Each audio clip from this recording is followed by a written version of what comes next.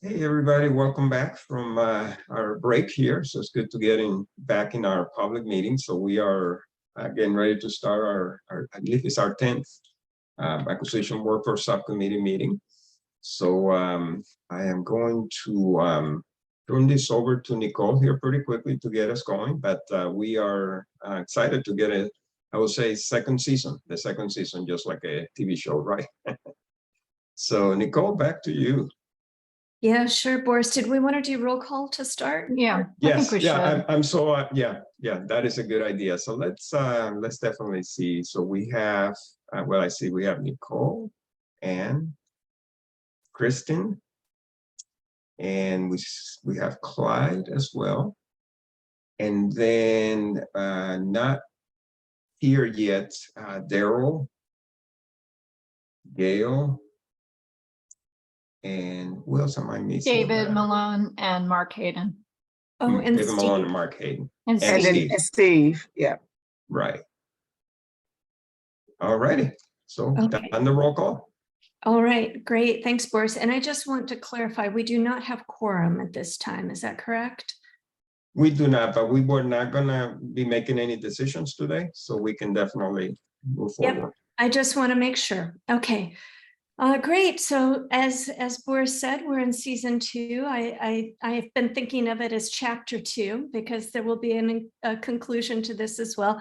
I want to thank everyone for the diligence with which you all move forward with such fantastic recommendations that we presented at the beginning of May. We have a couple of follow-ups that we're going to be looking at today, but then really looking towards the horizon of how we want to finalize our role in engaging with priority 1 and then looking at priority 2 as well. So with that, I will ask Anne, is there anything else you want to add to our welcome? No, thank you, Nicole. I'm ready to jump right in. All right. So hey, Nicole, just one point I wanted to make. I see Cooper Hampton, who I've not seen before. So if you join us, Cooper, as a public attendee, welcome. Just want to make the point that we would allow time towards the end of the meeting for public input, questions, and comments and such. So welcome to the meeting, but back to you, Nicole. Yeah, sure. Thank you, Boris, and welcome, Cooper. So I am going to go ahead and hop into our into the chat, access to the Jamboard. And before we get in there, I'd just like to talk at a high level about what priority 1 was designed to do. We were really looking at, in achieving priority 1, an opportunity to identify the essential pathways that were needed to make both environmental and sustainability concerns a core competency within federal acquisition. And boy, as a team, we went around and debated many different ideas, but focused on 3 critical areas, one being adopting a change acceleration approach towards embedding sustainability within federal acquisition.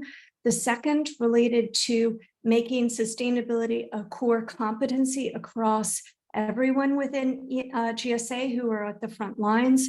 And then finally, looking at specialized training for individuals who would become the core experts within GSA around sustainability. And based on those 3 recommendations and the different layers that we added to that, we received some feedback from GSA. And at this point, I'm going to pass it on to Anne, who can discuss that high-level feedback, and then we can discuss as a committee what some next steps might be.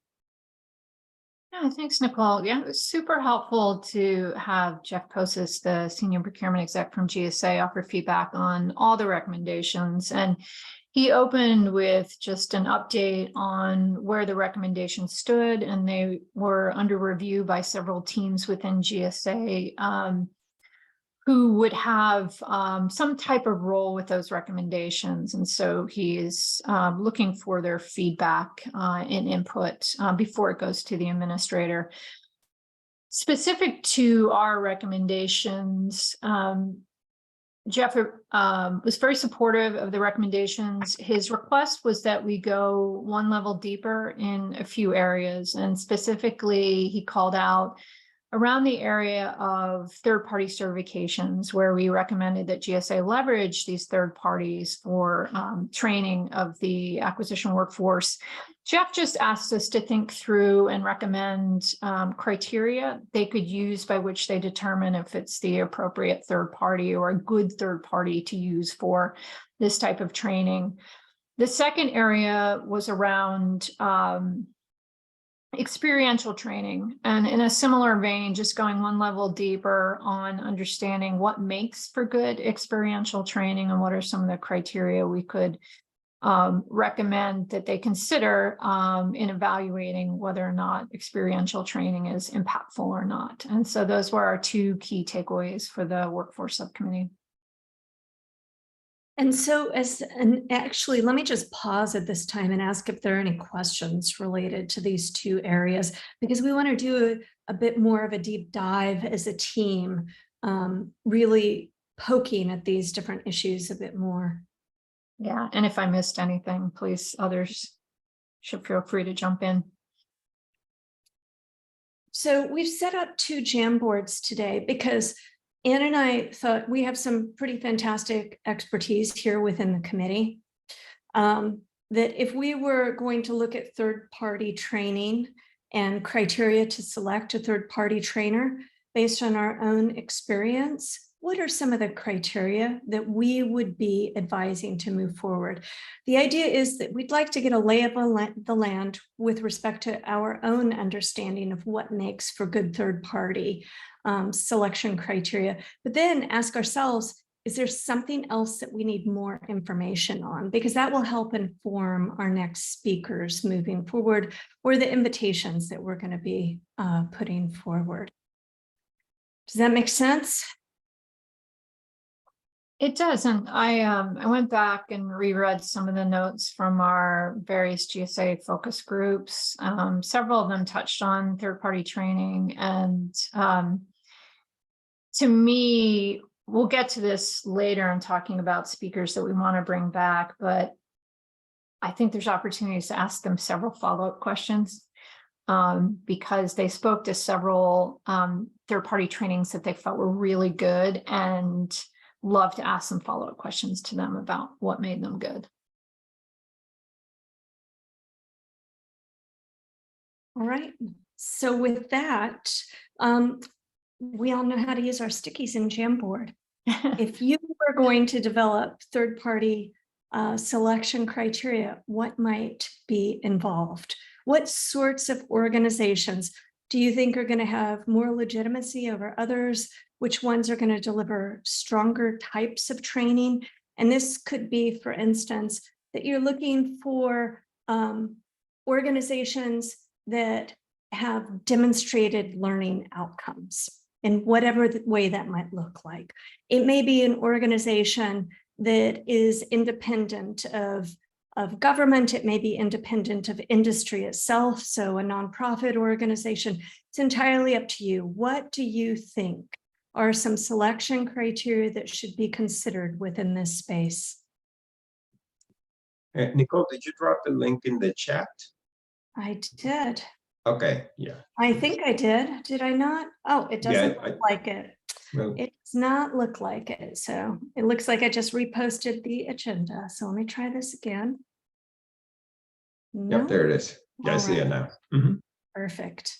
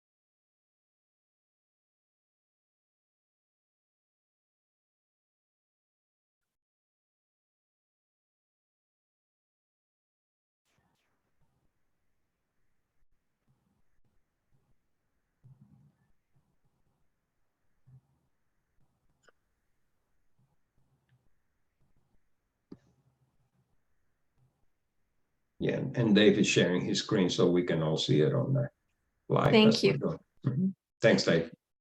You're welcome, Boris. Can everyone see that okay? Yeah, we can. Okay, great. Thank you.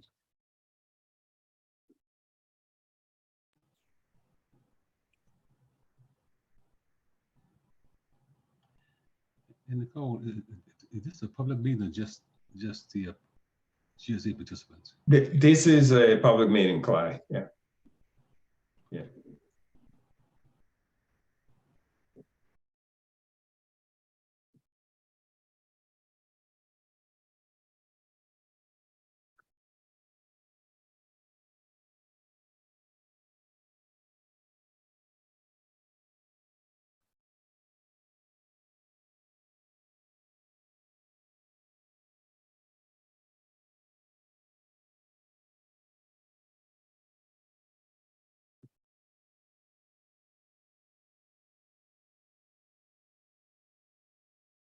And anyone, if you're not able to get on the Jamboard, feel free to chat me and I'd be glad to put some stickers there for you. So if you want to do that, I can do that.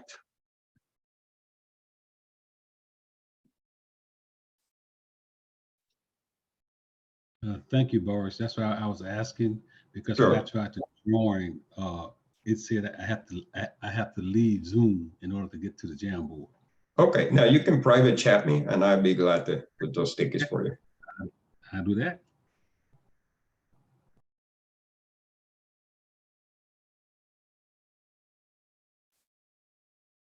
The other thing you might try, Clyde, is if you hit your escape button, it'll minimize the Zoom window. Okay.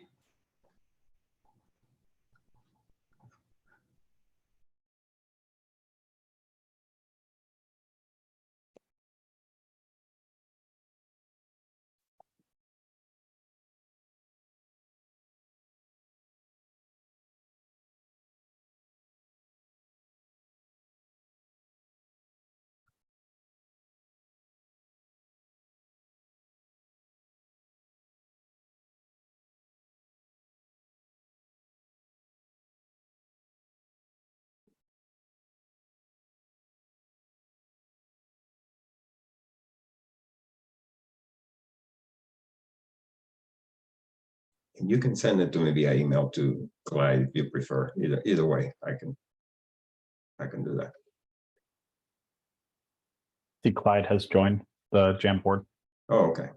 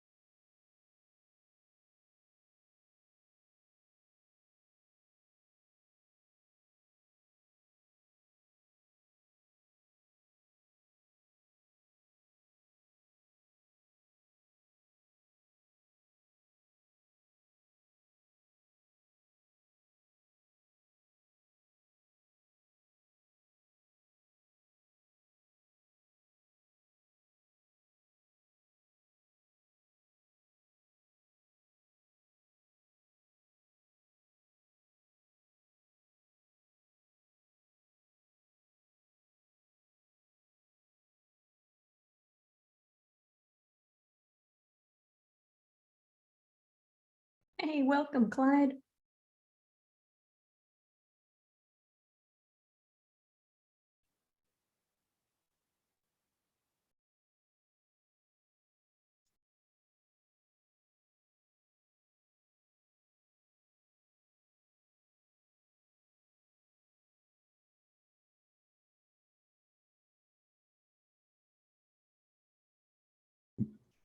Nicole, did you ask me a question? I just said welcome. I thought I saw you here with sticky note. Oh yeah, I'm rolling now. I'm in there. I'm Yeah. Welcome.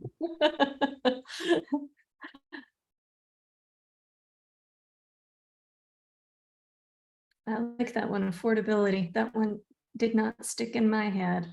Makes perfect sense. I had cost and it was showing up as, you know, like 35-point font. It was like huge. So I rewrote it as affordability. It came out in smaller font. I didn't want it to look like I was shouting it. We've got some good items on here. It's on a roll. Yeah, there's one in here that I added. Content includes emerging concerns that came from our focus group meetings, that Yes. they didn't want to just learn what is today, but like what's going to come, what's Right. expected.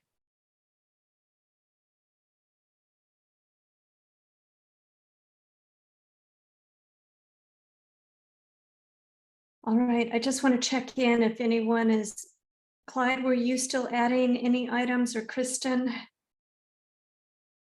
Kristen's good. Clyde, did you still want to add some items in here?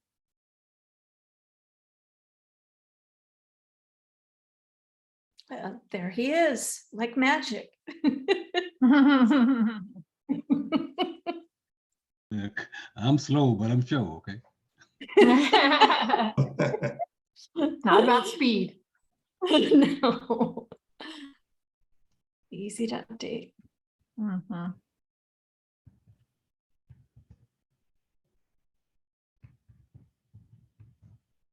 All right, I want to give just a few more minutes.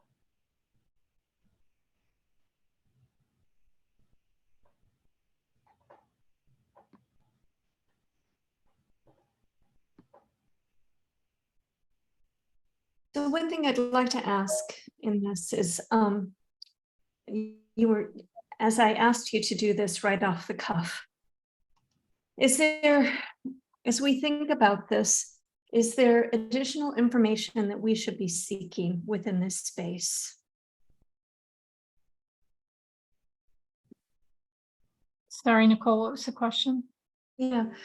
As we look towards the horizon of additional speakers within this Mhm. space, as you were brainstorming and putting your items here, is there additional, are there additional speakers that you think we should bring in to speak to some of these issues? What I'm reading here is very high level, right? Yep. So content is timely and up to date. Ability to review usage metrics. So there's an analytical component associated with this. Easy to use, it's affordable. These are high level. There's a part of me that thinks this may be sufficient. Maybe we do a first pass at writing this up, and then as we write this up, if we identify holes, then that should be the basis for our next brainstorming session about speakers. But I'd just like to get a sense from the group about where we are with this. Yeah, I was thinking the same thing.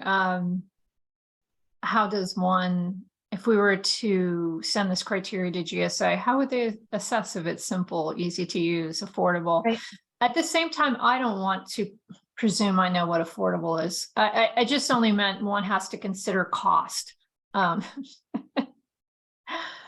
I think, Nicole, as I mentioned, we had several speakers in our GSA focus group that spoke to the use of third-party certifications.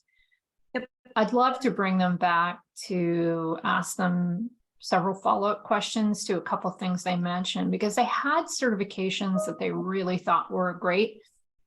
And we were kind of probing around a different area at the time, so we didn't delve into what makes it great. But their names were Matt Dobson, leasing manager within GSA Buildings team, and Michael, I don't know if I'm pronouncing it right, Elosi, Aelosi, an asset manager. And he was a former program manager in sustainability for 6 years. And I might be missing out on a few others. Yeah, so there's the first person you mentioned was Matt, and what Matt was his last- Dobson. Dobson. There was Kim Johnson, who talked quite a bit about experiential learning. And I think that, especially related to the next brainstorm session we're going to do, I think she would be very good there. Yep. I recall. I think she was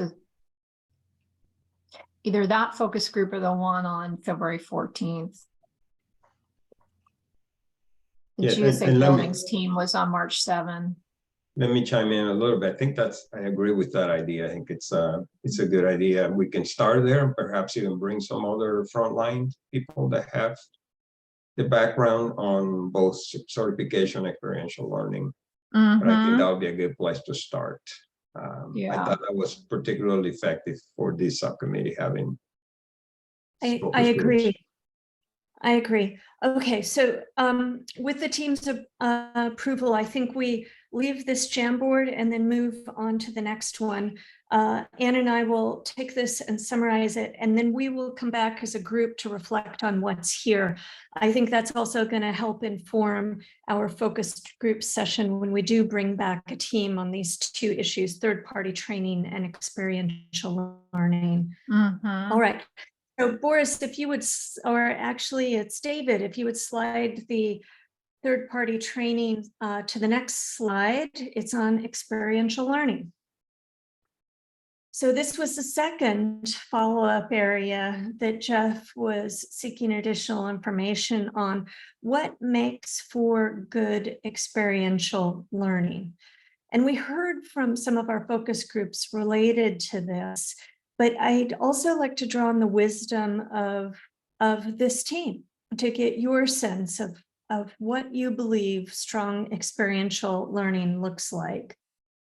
So for instance, you're engaging in direct experience and focused reflection, or you are tasked with a problem that needs to be solved and you solve that as a team. What makes for good experiential learning?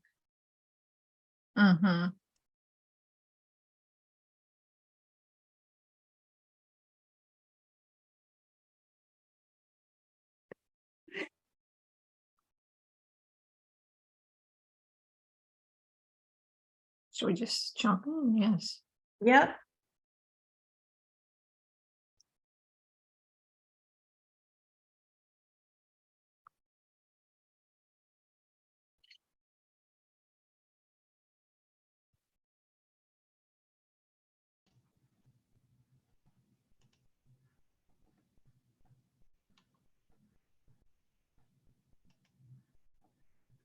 Are we using the same Jamboard, or is there a new one? Because You're going to There's go up to some. the top.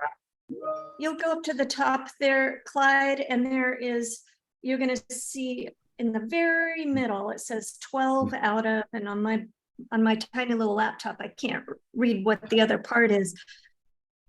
You'll click the next frame button to 12. Got it. Okay. Perfect. I'm with you. So here I come.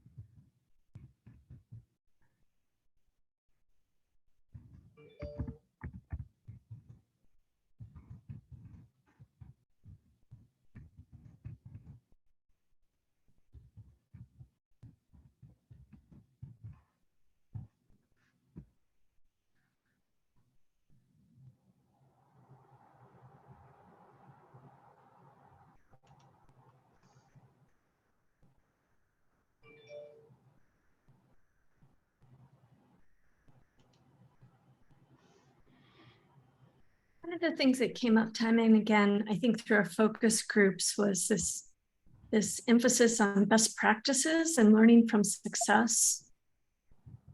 And I can absolutely see where that would play a role here. Yeah. That makes sense.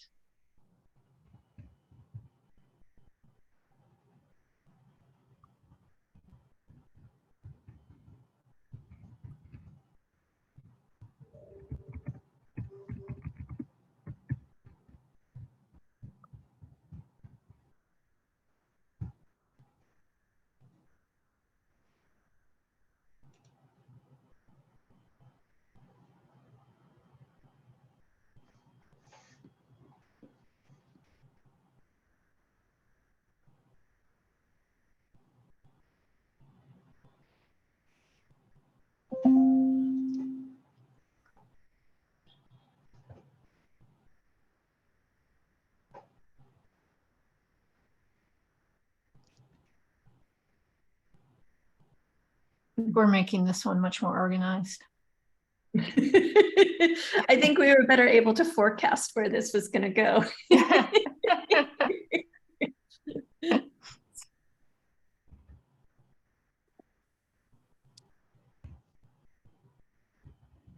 I did a little bit of research in advance, so this is some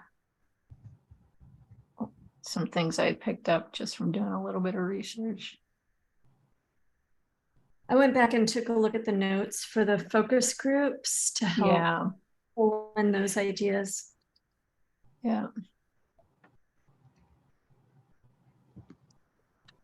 And I think it was, I cannot remember which focus group it was that talked about this idea of not being afraid to ask learners to engage in homework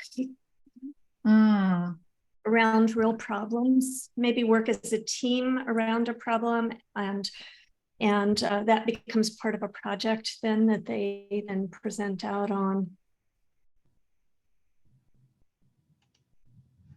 I like that, Kristen, safe environment for risk taking. I think that's paramount.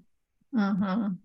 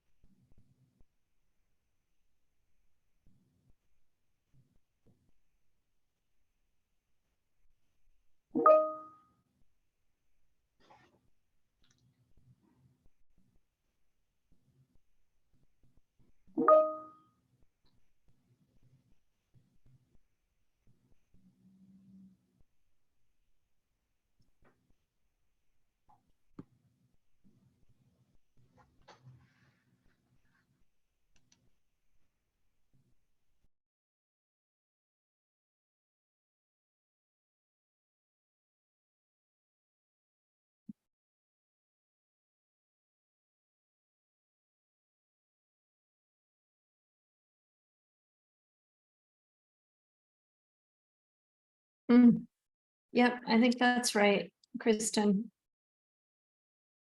Facilitation is critical.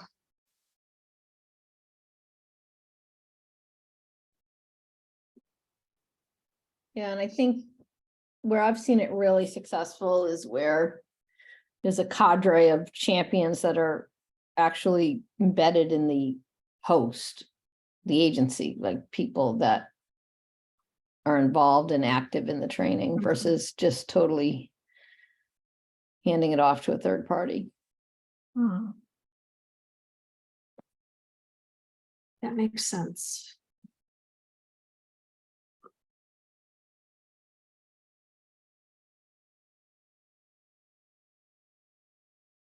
I think it will help them imagine the possibilities for success if it's coming internally. Yeah, and I think what I've seen is sometimes those folks can really help get through some of the inertia or roadblocks that can kind of present themselves in training, like help people get to that next step. And We've you know, been sometimes through the- experiential training, Kristen. I'm sorry, Ian. Have you been through experiential training ever? Yeah, I would say yes. I mean, it varies in form and format, Yeah. right? So Yeah, I don't think I've ever gone through experiential training, so. So I've gone through a couple of myself, and actually I was going to invite Troy Yeah. if she wanted to chime in. I participated in the Excellence in Government Leadership Training at the Partnership for Public Service. And it's a wonderful training, so I'm giving a plug for PPS, but part of the training involved a group project. So we had a team of people from different agencies, and then we each selected a project, and it was a real project that we could work as a team. And then just basically the idea of taking a project from beginning to end, the planning of it, doing progress updates, and then at the end actually having a presentation on the project. But I'll let Troy chime in. That's an Yeah, area thanks, that Boris. PPS is really good at. I was going to mention that, yeah, I'm checking to see who might be available from the partnership to speak about Great idea.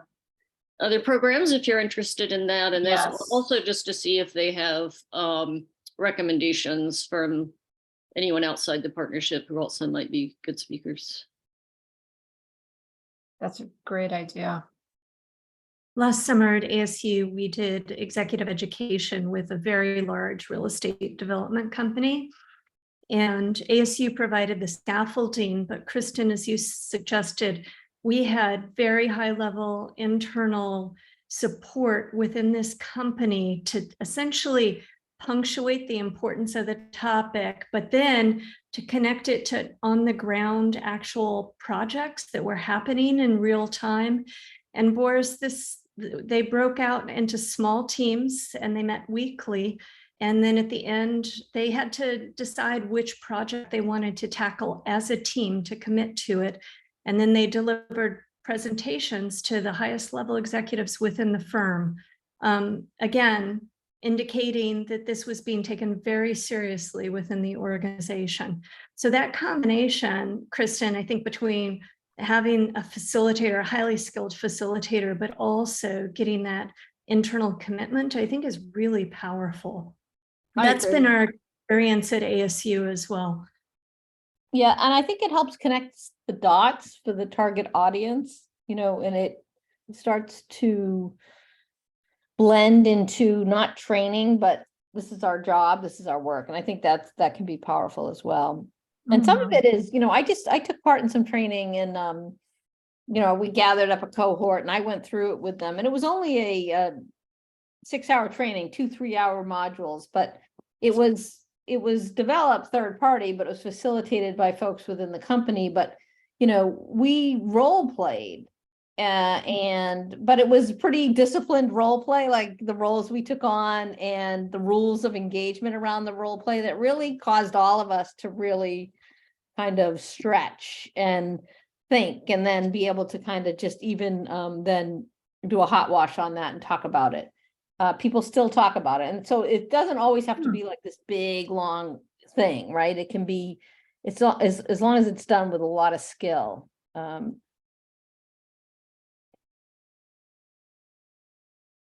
I've not heard hot wash before, but I like it. Neither have I. I want to learn more. I'm giving up my my emergency preparedness, Boris, and my Oh. ROTC background here. So That's a good Army term. We use that in Army all the time. yeah.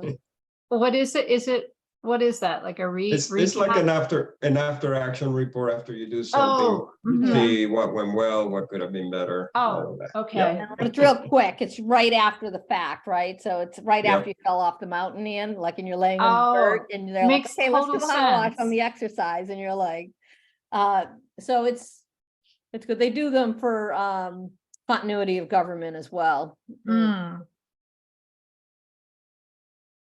That's great. I love it. So I think this is good. I think we have some really great ideas here. As the next steps, if we hit on the next Jamboard page, the next frame, we have follow-up speakers. And I've added Kim Johnson, Michael Alosi, and then Matt Dobson. I didn't catch Matt's, and I'll let you add his job title if you have it there. Leasing And- manager. Yeah. Leasing manager. And then Troy, if you had others that you wanted to add here or anyone else, please do. And I'm thinking that it may be possible that we bring in individuals to speak about both issues, the third-party training and the experiential learning. Mhm. It may have to be that we separate it, but I think it would be most desirable if we could bring in either 2 focus groups around the topic or 1 focus group around these topics.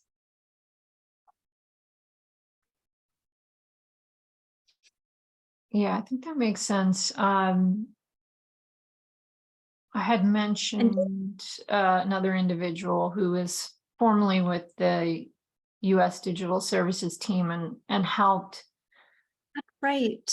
develop and execute the Yeah. DITAP training, digital IT acquisition professional training. I Yeah. think she could be helpful for both input on experiential, maybe even third-party certifications, but also our next recommendation around really reducing the friction for acquisition professionals. And I think we were going to have more of a focus around technology in that space. Yep.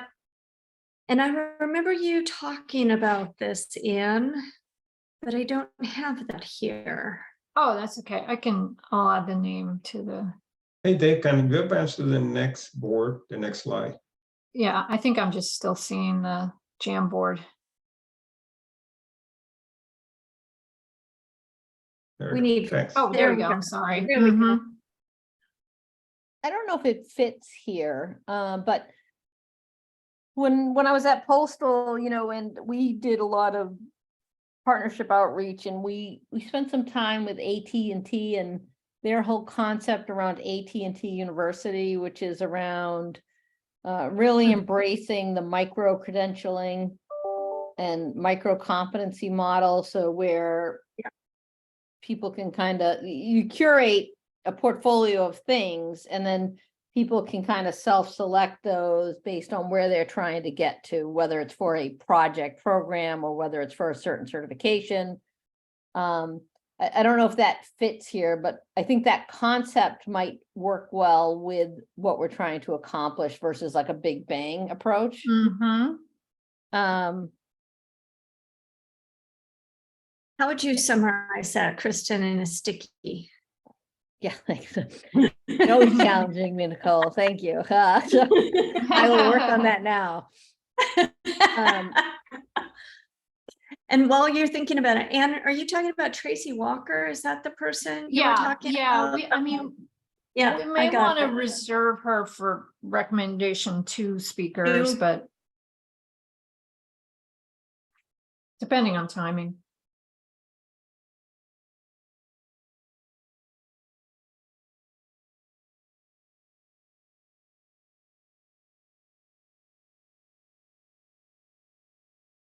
And Boris, I know you're deeply connected with folks within GSA. And we talked with Kim Johnson and Michael Alosi and Matt Dobson, but it was specific to learning about how training has connected with them in their workplace. These questions are slightly different. So if there are others that we haven't spoken to who you think might be good here, I think we would be very open to those recommendations. Yeah, absolutely. Gotcha. Oh, So Nicole, I'm failing at my sticky. I ran out of words. So I'm gonna have to do 2 stickies. I don't know So- how to edit, so- but Tracy's the former head. Former head, Yeah, got it. she runs a nonprofit now. So Kristen, you can either add a second sticky next to the first, but there's also a text box, which is Yeah, the second. Yeah, I'm adding a Second to second bottom. sticky. Yep.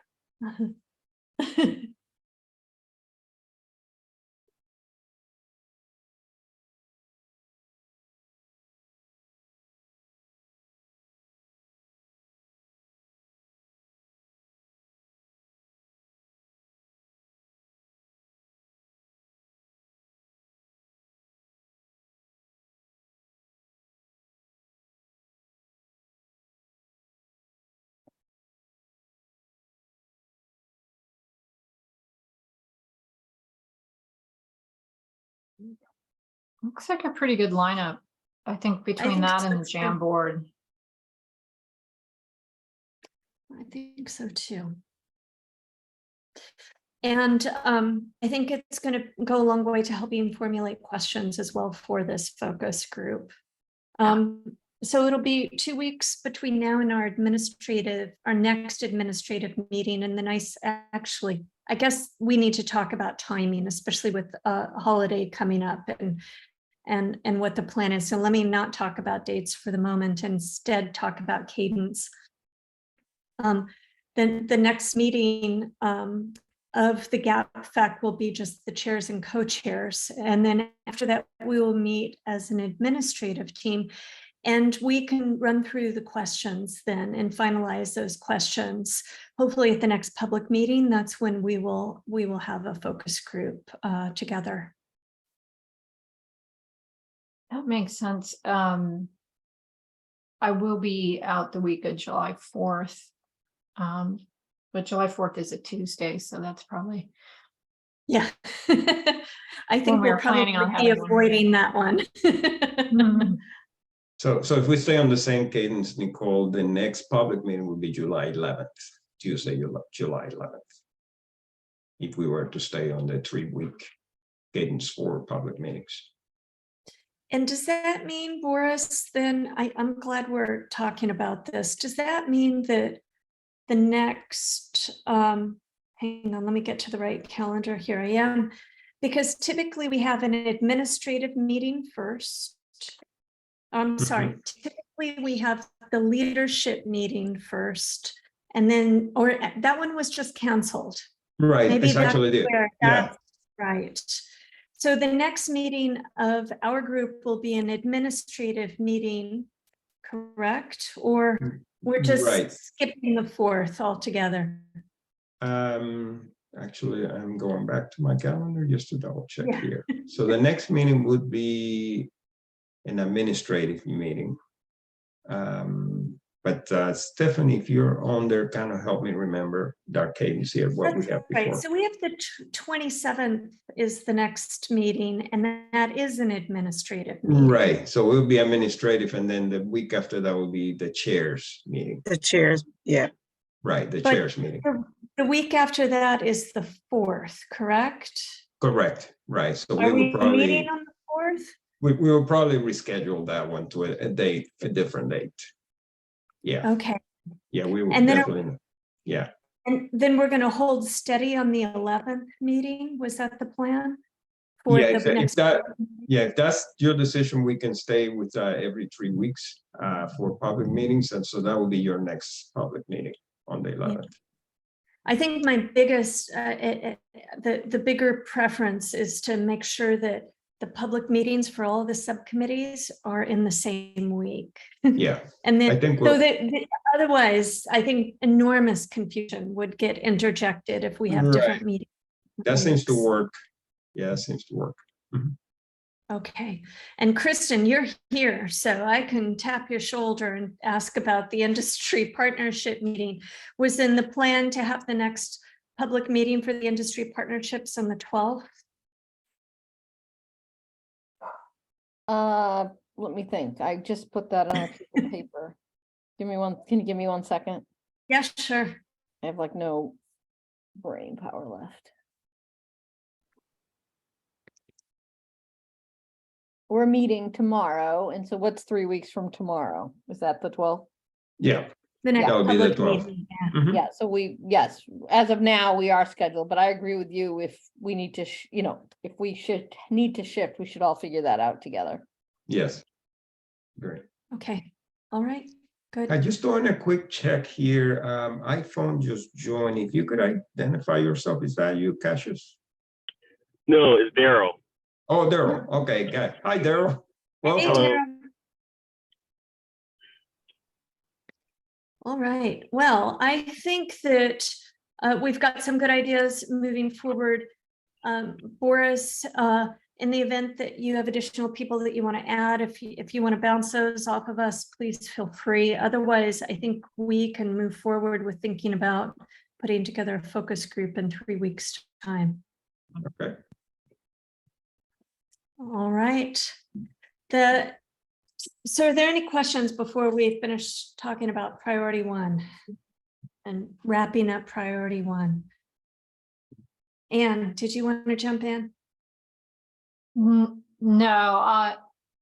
it was back to the scheduling. I'll just work with you and Stephanie and Boris directly because I have some conflicts on the 27th and 11th, but sure we can figure it out.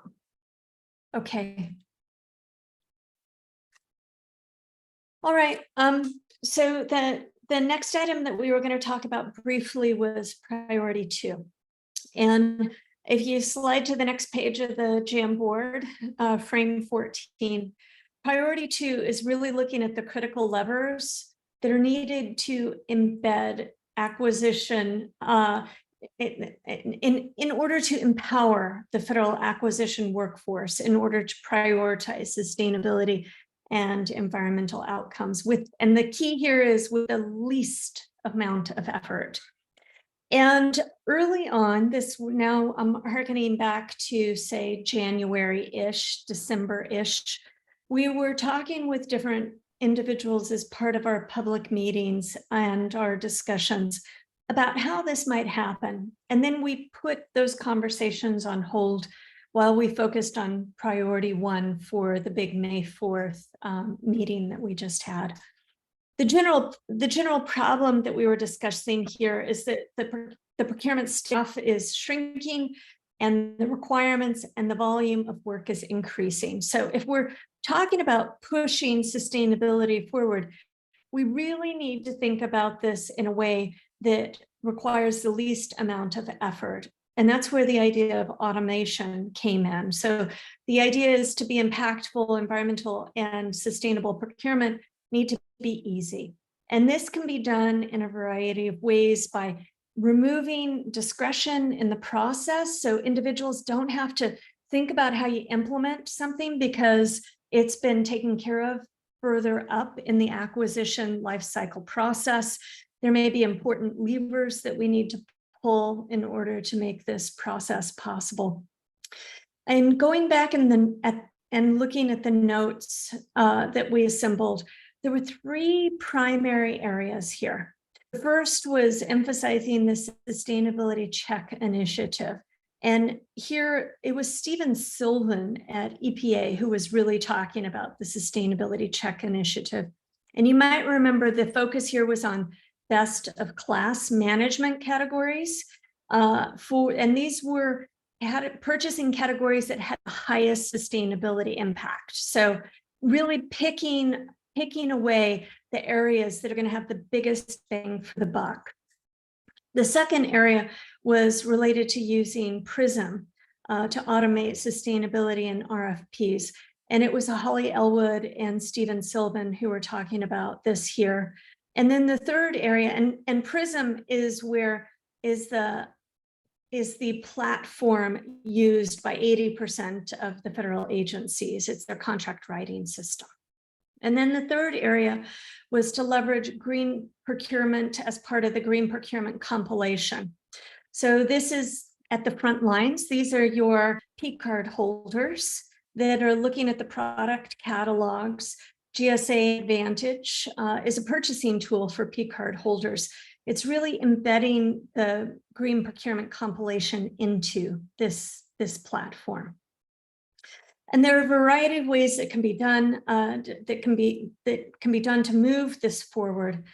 As Ann and I were going back and looking at our notes on this, however, I think there was the reality is that these conversations were had several months ago, that we need some refreshers around this. We need to reorient ourselves.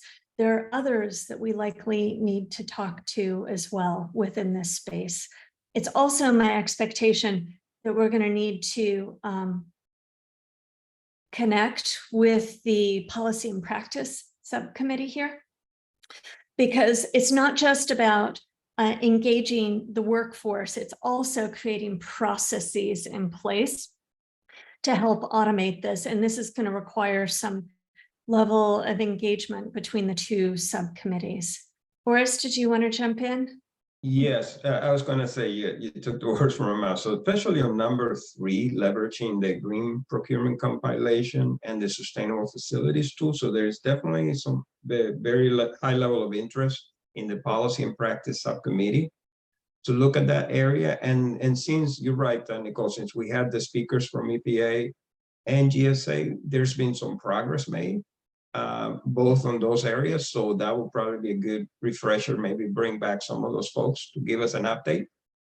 I think that will be helpful. But yeah, I think you're spot on there. I think Sustainable Facilities Tool recently did an upgrade to their site to make it easier to connect with green procurement compilation. So that was it's not a full modernization, but it's kind of a step in that direction, trying to integrate these tools a little more. And you're right, this is all about helping the acquisition workforce have the resources at their fingertips to be able to make it easier to go that way. Hi, this is Daryl. I have a question. Yeah, go ahead, Daryl. I'm driving, so I'm sorry I'm not on video. But I'm trying to understand, why would we collaborate?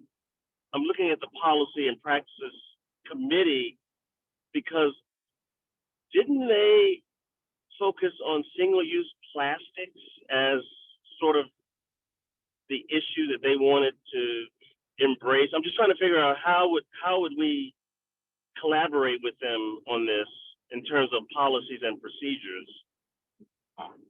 Yeah, and I can respond to that. So the single-use plastic recommendation, so that was a single lane. It was delivered to GSA. They might do a little more work on that, but I think that one is pretty well baked. The integration of the technology things that we're talking about there, that was a separate area. It's separate from the single-use plastic. And it was an area that was on their radar. So that was something they had discussed, and they brought in a couple speakers. And they're beginning to do more discovery on that. So they're separate, they're separate issues altogether, if that answers your question. Got it. Thank you. Mm-hmm. Thanks, Kristen.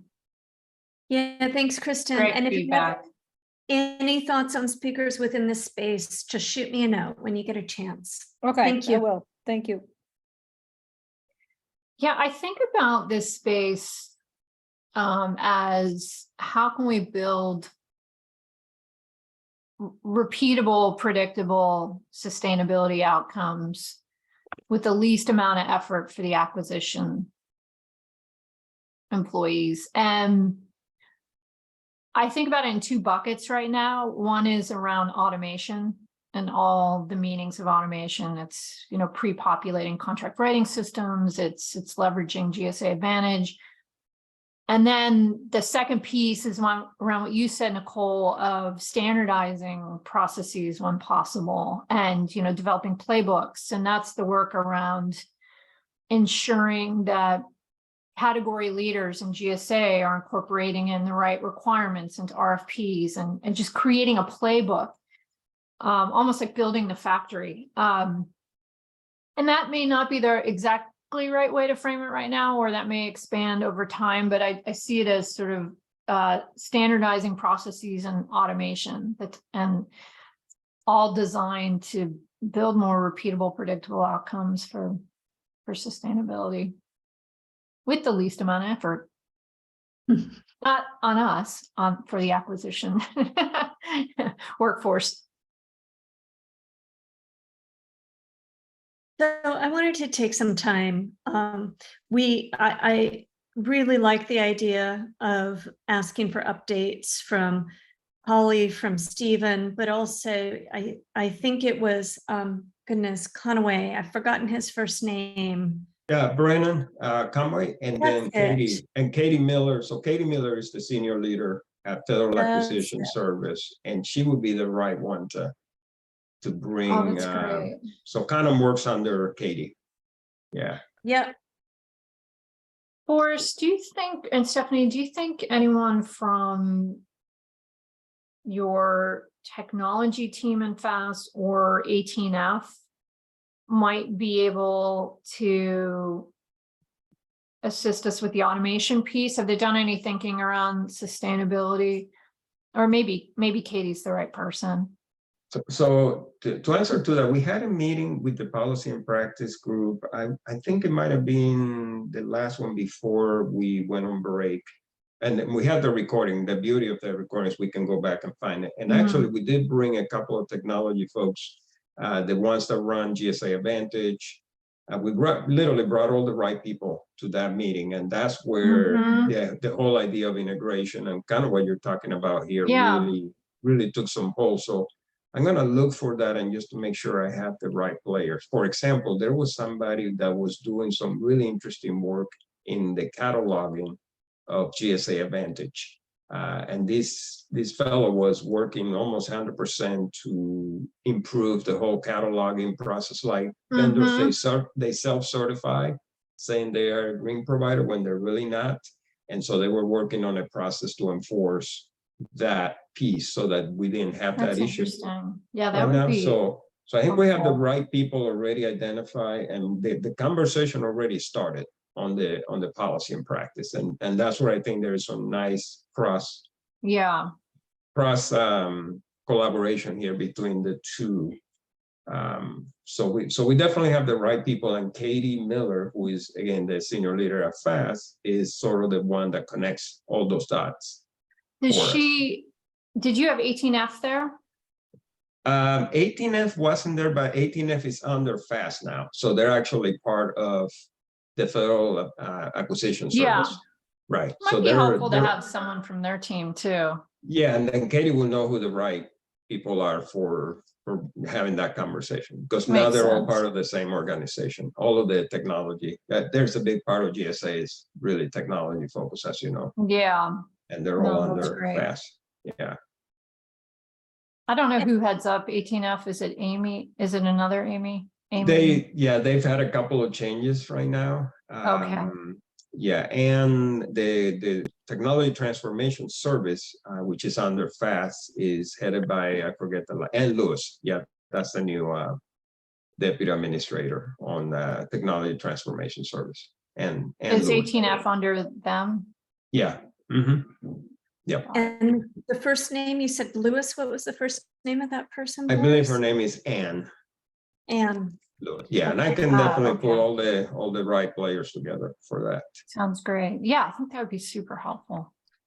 And then I have a related question, and that is on Prism, because it sounds like this is a pretty big interface here. Is there someone from Prism who we could talk to, who could help us understand the complication associated with this, or issues that we would need to consider as we think through a recommendation? Actually, Stephanie, I was going to bring you into this one. Was this something that was EPA specific, or was it something that GSA manages? Because I can't remember. Prism came up when we had the EPA speakers come and present, but I don't know, Stephanie, if you'll remember where. Could you repeat? Can you repeat that again, Boris? You kind of broke off. Yeah, Prism, was that something that GSA manages, or was that an EPA specific? I think it was a contract writing system, but I'm trying to remember where it came from. Yeah, it was definitely presented by EPA, but yeah, but I don't think it's necessarily owned by EPA. There's a lot of agencies that use Prism. A lot of agencies that use that writing system. So it's a government-wide system. And GSA, yes, and GSA may use it as well. Okay, I think we're asking Because we who's use heading up the several. initiative to try to embed sustainability requirements into PRISM. And I think that team was out of EPA, but the Yes. question is, are they working with Okay. anyone at GSA? right. Yeah, you're right, and that team was out of EPA, and I believe they were collaborating with GSA, but I'm not certain on Makes that. I think- sense. Yeah, yeah. it would make sense. Yep. So that one we need to track down a little more to see who are the key players. Yeah. I definitely don't know right off the top of my head. And maybe Jenny can help us. Yeah, Jenny Romer, who's also on the committee. Oh, that's a good idea. Good question. Yes. Excellent. Yeah, Nicole and I were brainstorming last week and just wondering, like, should we have industry come in and talk and, get their viewpoint? We'll defer to you and EPA on that. And I mean, I think it's a good idea. If we want to target, some industry, we haven't had that many. I think so we want to get a know- little educated before we Yeah, bring them in. For example, we're having McKinsey speak at the Policy and Practice Subcommittee meeting this Thursday. And this is folks that we've been That's talking fun. to for a couple months. And so we now finally have this time where they can come and talk about what they're doing, because they touch a lot of different, It's a great sectors. idea. yeah. I wonder if they've thought about this space, sustainability, technology.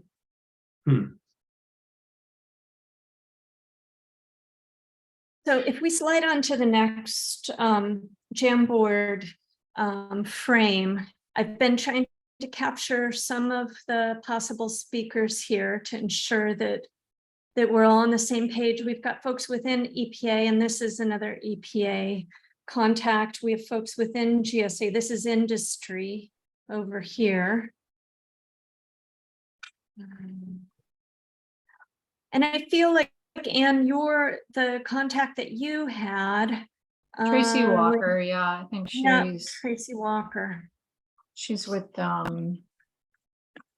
she is with the she's executive director of the Digital Services Coalition, which is a nonprofit. But she's formerly with US Digital Services and formerly a contracting officer in one of the agencies.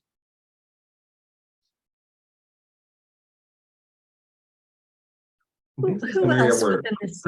Kristen might be, she's not in the meeting anymore, but she's has some contacts at IAC. And Oh, they that's have right. a- That's they have a right. Great idea, technology Boris. sector, and Kristen knows a couple of people there. Isn't Um, I thought Laura Stanton is like co-chair.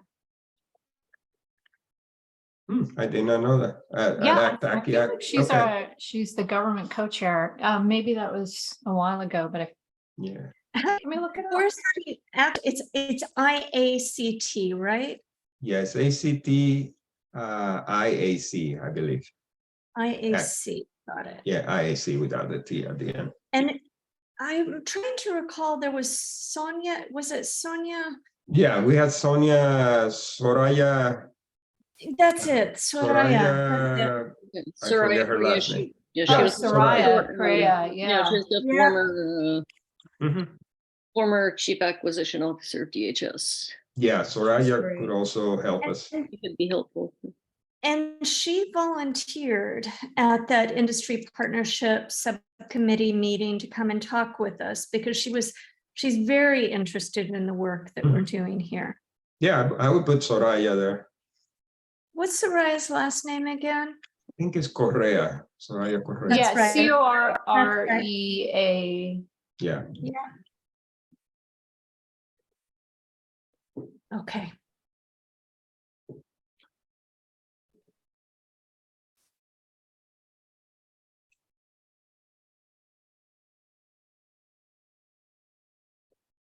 Yeah, Laura's definitely on the executive committee of ACT-IAC, so we could tap into her.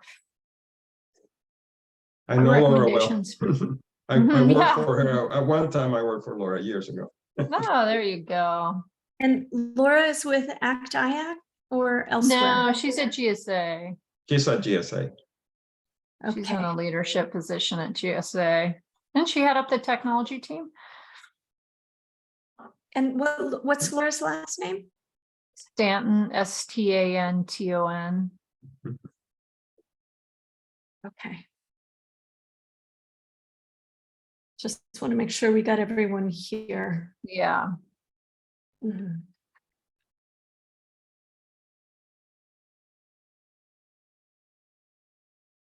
Oh, it's in green. That's cute. EPA.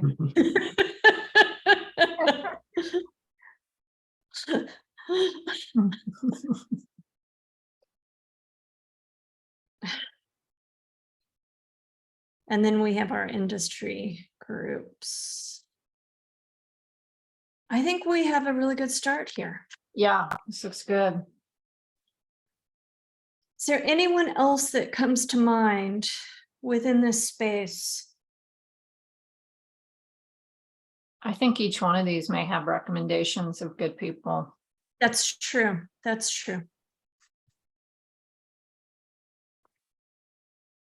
And we could ask our McKinsey guest on Thursday when they talk Mhm. policy and practice, because this is an area where both subcommittees have a touch point. Yeah, that's a And great he- idea. He may have, I think his first name is Peter, but I forget the last name. And we've had a couple of phone conversations with them. And Boris, since I'm going to be new to that committee, I'm attending on Thursday. You said there's someone from McKinsey who's coming. Can you Right. tell us a little bit more? Yeah, they're going to talk about, in general, what they've been doing in the sustainable acquisition area. So it's more of a generic presentation, but because they touch so many different, and they're international, consulting outfit. So they working with other governments as well. So this will be more of a general conversation as to what they've been doing. And looking for some opportunities, for the policy. But this particular area, I think, will be a good one to ask. Since you're going to be there, Nicole, definitely ask the question. Anybody that would be helpful to talk in the technology side of sustainable acquisition. So it'll be kind of a general presentation about what they've been doing. Technology or processes even. Yeah, and they've written a couple of articles recently, and when we talked to them, this has been maybe about a month and a half or so ago, before our meeting in May. We had a conversation, and Luke Bassis was the one that made that connection with McKinsey. Great. All right. Well, I'd like to pause right now and ask the committee, what else do we need to talk about today related to priority 2 before we close this conversation? I feel like we've covered a lot of territory today. Stephanie?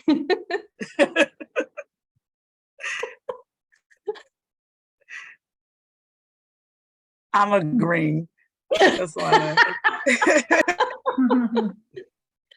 I feel like we have a nice roadmap to keep us busy for the next few weeks as we explore these general areas. The first priority, however, will be wrapping up priority 1 and thinking through bringing back another set of focus group speakers from GSA to talk about these 2 areas. What else do we need to discuss related to priority 2? Anne, it looked like you want to jump in. Oh, I was thinking about priority 1. We don't have to have this conversation here, but at some point we'd love to engage input from Stephanie and Boris on what format we might consider for providing additional information on recommendation 1. It's a good question. I think Nicole and I are inclined to put something in writing, and so just working with you on kind of what that looks like. You don't have to answer here. Yeah. Let me think through that a little bit just to see what the options are. But I can tell you this, though, just to follow up to this, is that we are collecting input from the other GSA organizations right now. So that's starting to roll in. The due date was last Friday. And I just came back from vacation, so I haven't read it all. Oh, But nice. there is- I thought but you there looked is a lot. relaxed for us. Yeah, I have a little sunburn, but there are definitely, we're getting a lot more specific feedback from the different groups within GSA. And so Okay. that's coming in. I think that'll be helpful. We definitely want to synthesize and then provide it to the full committee so that you have the whole kind of the gist of all of it, because we got just initial reactions, but now we're getting people that are really reading the report, going in deep and actually getting very specific feedback across the board. So that's coming together. I don't know, Stephanie, if you had anything else to add to that. No, Boris, I think you pretty much covered it. I was just reading some feedback that came back, I think it was yesterday. Was it? Yeah, Friday. Yeah, it was very insightful. And so, you know, like Boris just stated, you know, as soon as we finish reading through that, we'll make sure to pass that on. It'll make it easier for you to frame and format the areas that you would like to deliver in the next recommendation phase. Is there a possibility that we would be able to receive that feedback before our administrative meeting next week? Or do you think that's too ambitious? I would love to have an opportunity to discuss with the committee the feedback. That we Yeah.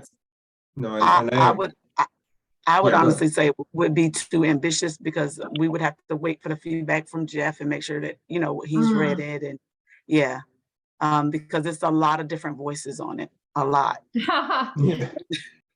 So then, so this is really important. I'm glad you asked this question, and it makes me wonder, as we look ahead towards our June 11th meeting, whether we should be using that time differently to dig into this feedback a little bit more. But this is the July 11th meeting. Yeah, So Yeah. Go ahead, I Anne. think the question is whether there's going to be additional action items or directives to us, or is it right. or is it their own directives and action items to follow up, and sort of what's the role of the subcommittee at this point? Yeah, so there's two Yeah. things. One is a lot of the feedback is going to be GSA is in charge of implementing recommendations. You guys provide the recommendations, so just make sure we understand the roles here. Sure. So a lot of the feedback is, you know, for example, yeah, this is something we would need we need human resources, we need some contract dollars. Yeah, so some that of makes that, sense they're for us, talking yeah. about what would it take to implement these recommendations. Where do we have the authority? What areas, where is our limitations, you know, where we can go? Is there something else we're already doing that this will tie into? So they're looking into that as well. Not necessarily going back to the committee, give us this, so that, yeah, that makes sense. to be clear, that's some of the feedback that we're going through, but there may be more, because I know, Stephanie, you probably looked, I haven't had a chance to read it all yet, but there could be more specifics that come out of it that would be potentially a phase 2 recommendation for the committee to consider, you know, rather than just giving them something now on third party and then experiential learning. Maybe there's a longer term phase 2 recommendation that would wrap some things together, if that makes sense. So I think waiting to have a little more fuller feedback would probably be a good use, and maybe sifting through that. I think so. I think so. And it'll probably help us frame how we think about writing up. Not only might it impact sort of the direction of recommendation 2, but either way, just hearing the kind of comments and input and insights they have are just going to help us frame future recommendations. Right, Yeah. but for your yeah, go ahead, Stephanie. No, I was going to say, and I think they're going. Some of them are going to address some of the questions that you all have answered. Like, is this already is this already in existence? Is this where is it? So then you don't have to concentrate on that. You can either move on, or you could either leverage it. Yeah. Right. But I was going to say, your conversation on priority 2, though, that's a different story. So that one, I would encourage you to keep digging into that, because that's another area. But go ahead, Nicole. I guess I'm just trying to think through how we schedule our next few meetings. Next week is an administrative meeting. I don't think it makes sense to do a synthesis of the Jamboard brainstorming session just yet, or I think that we could do it behind the scenes, but I don't think that's the best use of time for the committee to be discussing what's there until we learn about what else is coming forward. So maybe the appropriate response, but I'm talking off the top of my head here. So if others say, no, let's do this in a stage process, totally open to it. Maybe because priority 2 is safe, there's no one touching that topic as yet. Next week's administrative meeting will be focused on priority 2 and where we are in setting up the public meeting. We can scope out draft questions for the focus groups that we hope to hold. I'm eager to hear what other feedback you might have, and Daryl or Clyde, on this.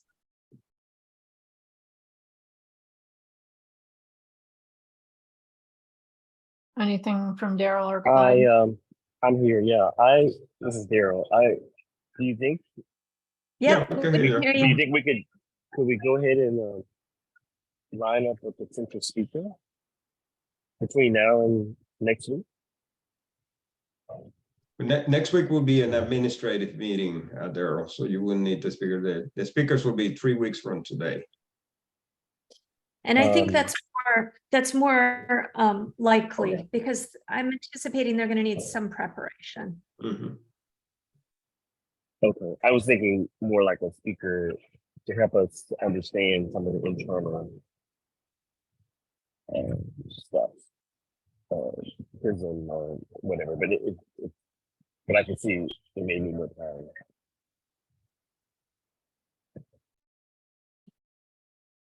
Sorry, Daryl, we're having a tough time hearing you. Can you repeat that? I was thinking about a speaker who could help us understand some of the internal technology. But again, that can happen in 3 weeks. Yeah, I think we're probably going to need a little bit more time to set that up, especially with the holiday coming forward and just the schedules to manage. I would like to get some sense, if we start poking at this on the 11th, I am thinking it may make sense to hear from our GSA team first. Does that? I think we're going to have an easier time hearing from the folks within GSA, and I can start tapping the shoulders of folks within EPA. Although, Boris, if you wanted to talk with Jenny to find out if there was anyone else besides Holly Elwood and Stephen Elwood, or Yeah, Steve I can. Sylvan, that would be good. I can follow up with Jenny. Yeah, so Nicole, to make sure I understand, you're still thinking, trying to pull together the focus group on the 11th? Is that what you were thinking? Yeah, but related to priority 2, initially I was thinking we should button up priority 1, but until we hear back and have a chance to synthesize as a group, I don't see how we can tackle priority 1 on the. I got you. So you're talking really about priority 2 and the Yep. speakers from priority 2. I got you. Yeah, the technologists from within GSA, Holly, EPA. And that So- might be a joint meeting, maybe with policy and practice, if we do that as a possibility for talking about technology, since both subcommittees are kind of looking at it from different angles, but the same general area. So that's something to explore. Yeah, I like that idea. That would be good. So I guess it's something that we can raise on Thursday then, Boris, when we talk with the other subcommittee about this possibility. All right. Yeah, absolutely. Absolutely. All right. So then I think by this time next week, we will have made some decisions on when the next public meeting will be hosted, and whether it's with us specifically or whether it's joint with policy and practice. Hopefully we will be curating more feedback on priority 1, but we have agreed to put that on hold until later in July when we have better clarity on what the expectations are. So I guess at this point, if there's nothing else from the committee itself, I'd like to open it up for public comment, if there are any comments.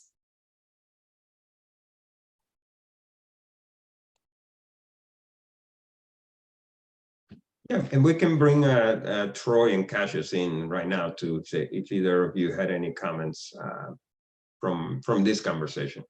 Well, yeah, I think this was a terrific kickoff to chapter 2.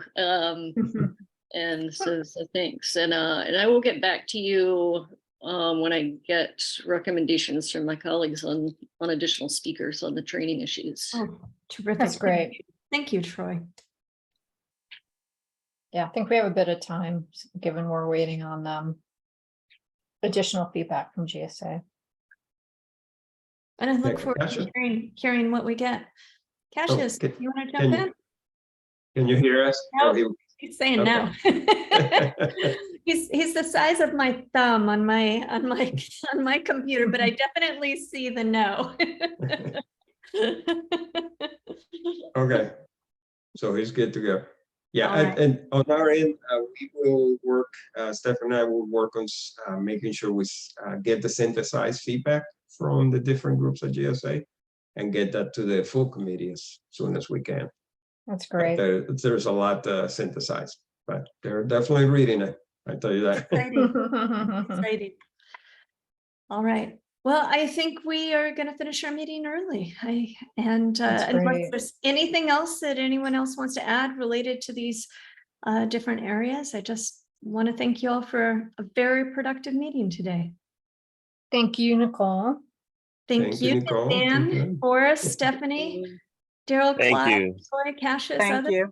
It's great seeing everyone. Troy and Mel, Same who here. did our sign. Yeah. All right, everyone. Okay, everybody. Bye. All right. Thank you. We'll Take we'll care. adjourn the Bye. meeting.